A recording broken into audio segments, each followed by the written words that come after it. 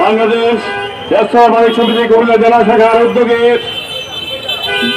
দ্রব্যমূল্য ঊর্ধ্বগতি সহ ভ্যাট প্রত্যাহারের দাবিতে যে আন্দোলনে শরিক হয়েছেন, যে শ্রমিক কর্মচারী বৃন্দ এবং সাধারণ যে জনগণ আছে, যাদের উপরে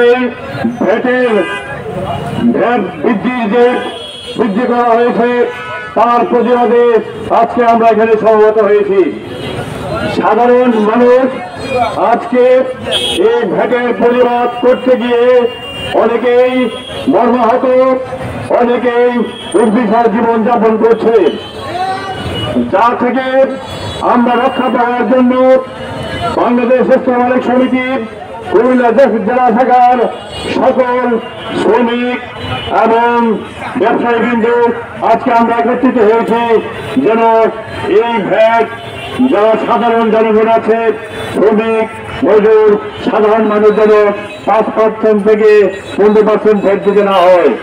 সেই লক্ষ্যে আজকে আমরা সরকারের উদ্বোধন মহলে আমরা আহ্বান জানাবো, যেন এই ভ্যাট প্রত্যাহার করে আজকে ন্যায্যভাবে সকলের প্রতি এই ভ্যাট প্রত্যাহার করা হয়। কারণ এই ভ্যাট দিলে শুধু সাধারণ মানুষ নয়, সকল মানুষই ক্ষতিগ্রস্ত হবে। যাদের যে বর্তমান হার আছে তারাও এর মধ্যে অনেক ক্ষতিগ্রস্ত হবে।